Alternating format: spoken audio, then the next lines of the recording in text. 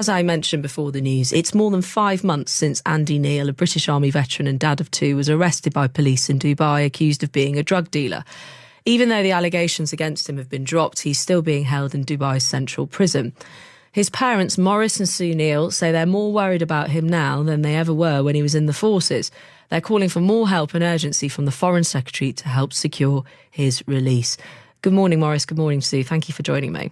Good morning. Sue, if I could come to you first. Tell us about Andy. He was in the army for a long time. 24 years. Yes. He's done a lot of the war zones. He enjoyed it.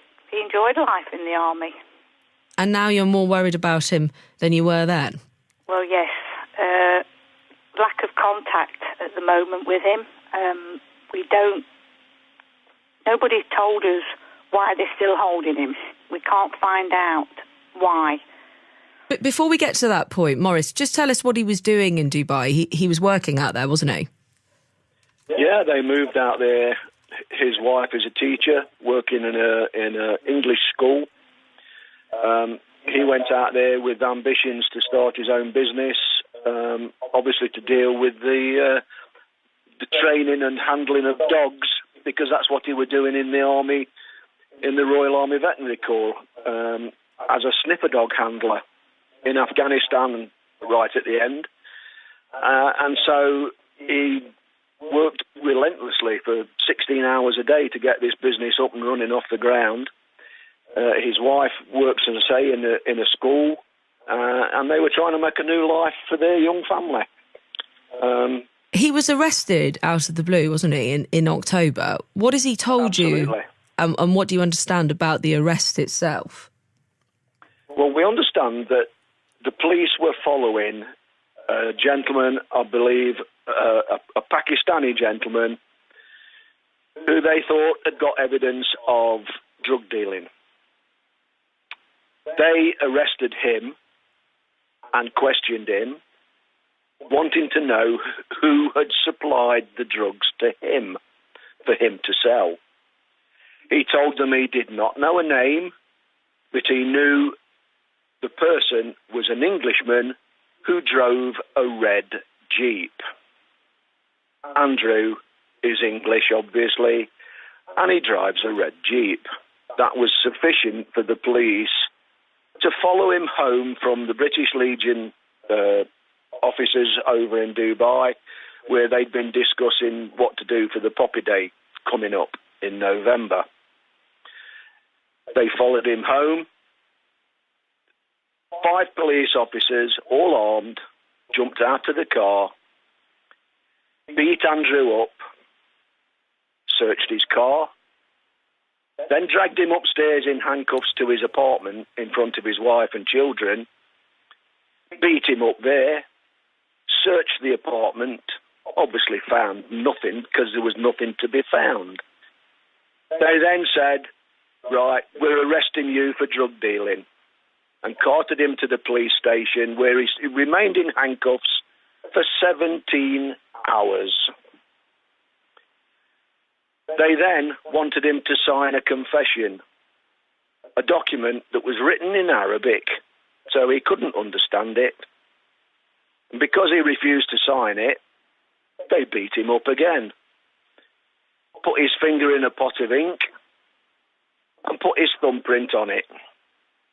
And when he said, "What have you just made me do?" they said, "You have just signed your confession." Because he maintains he didn't know what he was signing. No. Obviously, he doesn't read Arabic. Okay, and there was no translation provided? No translation provided whatsoever. So, he has been incarcerated ever since, with no evidence against him whatsoever. And even the guy who said originally it was an Englishman with a red Jeep, has recanted his statement in court to the prosecutor who is in charge of this and said, it's not Andrew.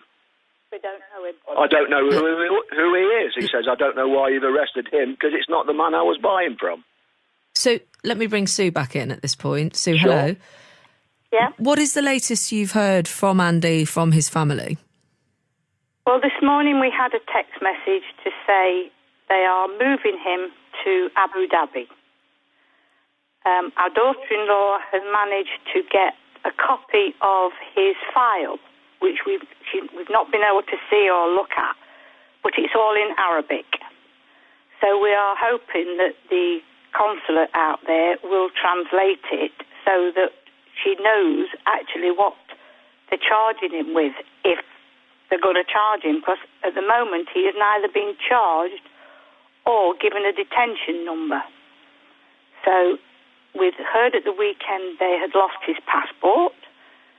So apparently today they have found his passport now, and they're going to transfer him sometime this week to Abu Dhabi, and that's the latest we know. And is there going to be some kind of process, some kind of court process, so he can try to prove his innocence? We don't know, because nobody will tell us anything. We understand that his lawyer has managed to get this file, but he's getting it translated, because we don't know at the moment what's in this file that will make them decide to transfer him to Abu Dhabi. Have you been able to speak to him since he was sent to prison? Yes, we spoke to him on Saturday. He was trying very hard to be very positive. He's obviously very anxious and very frightened at the moment, because if they move him to Abu Dhabi, then he loses contact with his wife, because they're not very quick at issuing phone cards. So they could move him there, and when they moved him to the prison he's in now, he had to wait nearly 10 days before he could make a phone call. And because of his PTSD, he gets very anxious, very wound up, very emotional, and the fact that he can't speak to his wife or to us, he has no outside contact at all. He has PTSD from his time in the military, we should just make clear. That was diagnosed in the army, and he was given treatment before he came out the army. One of the more frustrating elements of this, of course, and I know the whole thing is extremely frustrating and distressing, is, some people always have that view, there's no smoke without fire. Well, have you had to come up against that? And several times. The only thing I can say to people is that Andrew's had blood tests. It has been proved there is no drugs in his system when they arrested him. He's never handled drugs. They didn't find any drugs in his car or in his apartment where his wife and children were. I understand people saying there's no smoke without fire, but I can really and truthfully, hand in heart, say he's never took or used drugs. He's a bit of a keep-fit fanatic, so he would not jeopardise his health, bearing in mind he's had treatment for PTSD, or put his wife and 2 children in jeopardy in any way. How is your daughter-in-law? She is quite a strong lady, and bless her, she's had to be. But she is suffering more with the frustration, and she is the one that she speaks to Andrew daily, and she's the one that has to keep calming him down. Is she allowed to go visit him, or is it just phone calls? Just once a day, once a week, on a Monday. She's not allowed it. She has to go then, because she has to go and give them some money, because Andrew has to pay for his food and anything he needs in the prison. He doesn't get anything for free.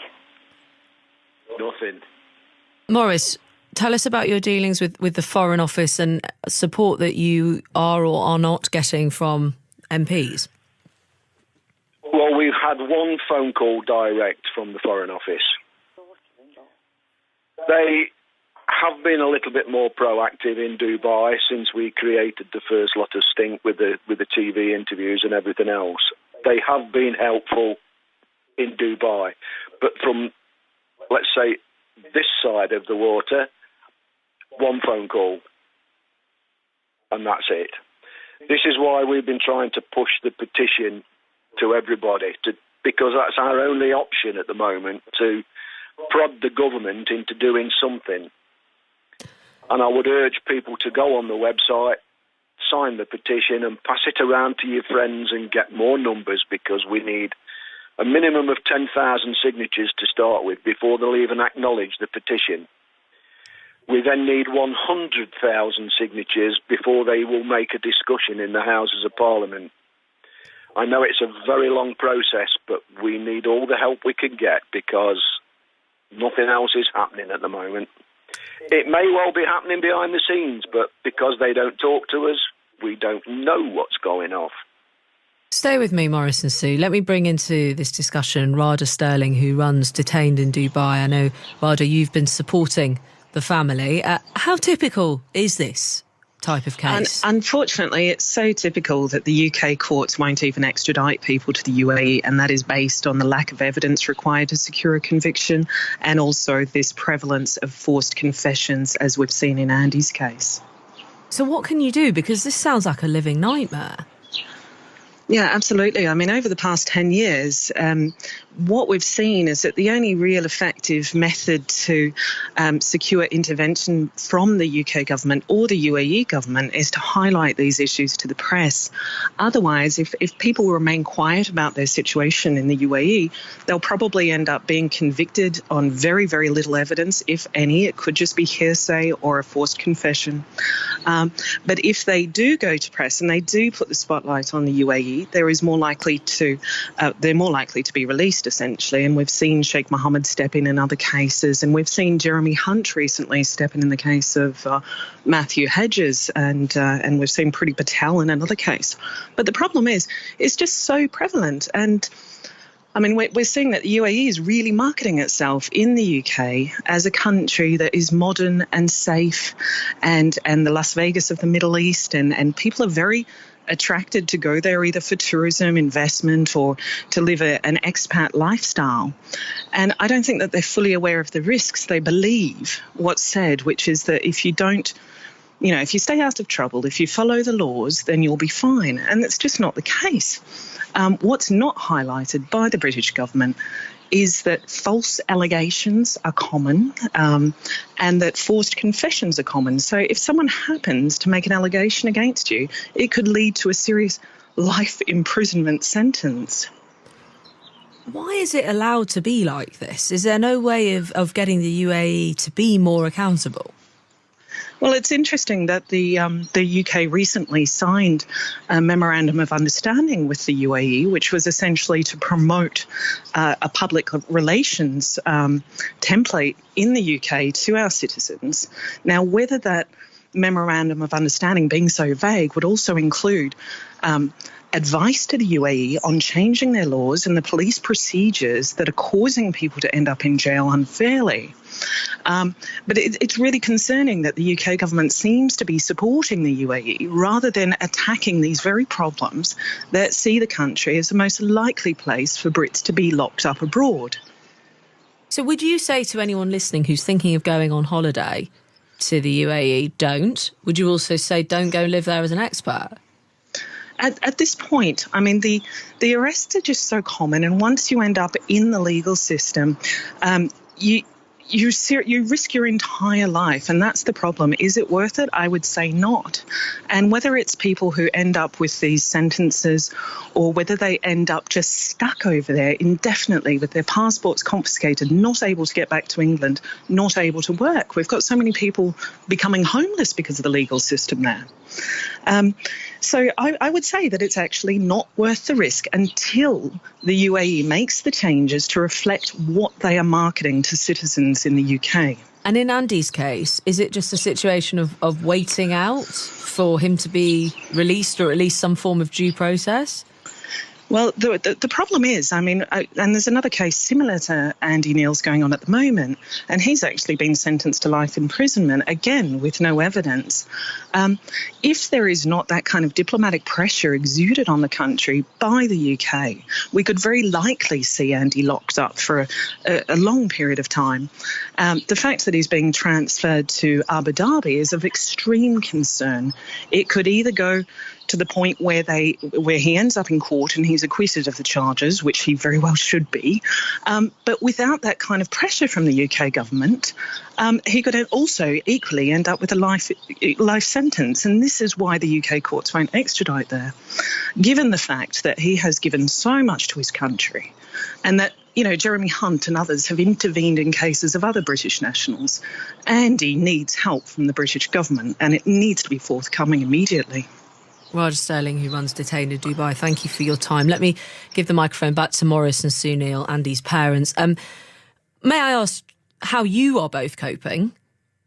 Not very well.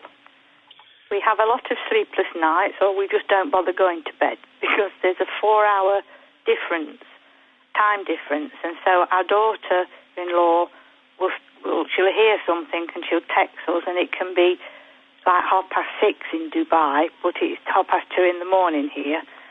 So we're not sleeping. We don't venture far just in case something happens, and our life's on hold. I'm very sorry to hear that. Have you had a discussion with your daughter-in-law about what they will do? It may seem too premature to do this, but do you think that they would stay in Dubai? No. Not now. There is nothing left there for either of them. Although daughter-in-law's school is being very supportive of her, Andrew has already had to sell his business. There's nothing left for him there now. The Dubai is dead and gone as far as he's concerned. And I take it you wouldn't ever travel there either as a tourist? Never. I have read too many of these cases in the press, seen it on TV. I think people are really risking themselves. They have a wonderful country. Andrew has been out there. They have loved their lives out there. They really felt that they were giving something back to the country.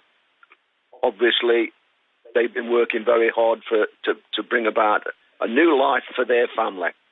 But it's all gone now. It really has. They're going to have to start again somewhere else, whether that be back in the UK or elsewhere. They're both very good at what they do. Maurice, thank you very much. Sue, I'll just give you the final word. Go on. Well, the other problem is they are virtually bankrupt at the moment because they haven't got Andrew's salary coming in. They've had to sell the business. They've had to sell their cars. This is cost not just mentally, but this is costing financially a fortune. And I can't see an end to it at the minute unless somebody with the power and the understanding actually stands up and says, get him out.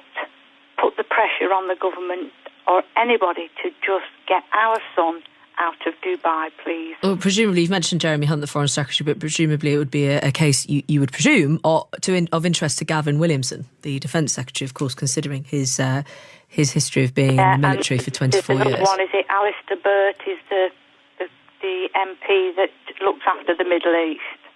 Well, you've made your voices heard here on 5 Live. Thank you very much for your time this morning, Maurice and Sue Neal. We have a statement here from the Foreign Office.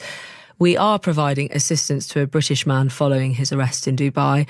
Our staff have visited him on several occasions and are providing updates to his family. We remain in contact with the UAE authorities regarding his case. Of course, we'll bring you any update on that case of Andy Neal when we have it, as and when we have it. A message just here on that point about whether you've been on your holiday to Dubai or Abu Dhabi, anywhere in the UAE, whether you've been there and you've thought maybe I could settle here.